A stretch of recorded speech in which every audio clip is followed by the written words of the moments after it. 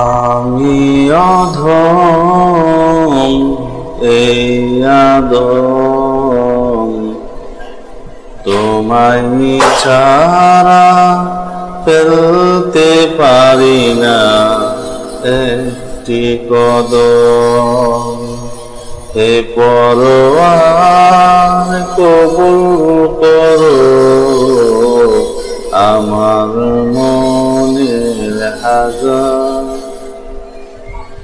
রক্ষা করো আমায় আছে যত বালা মুসিবত, মোরে করো হেফাজত থেকে বালা মুসিবত,